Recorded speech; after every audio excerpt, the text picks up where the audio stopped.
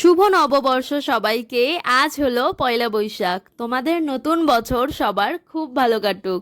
পয়লা বৈশাখের সকালটা শুরু হয়েছিল একটা দারুণ ব্রেকফাস্ট দিয়ে। সেদিনকে লাঞ্চ আমরা বাইরে থেকেই করেছিলাম, গিয়েছিলাম মুখার্জি রেস্টুরেন্টে। আমি, মা, পনু তিনজনে গিয়েছিলাম।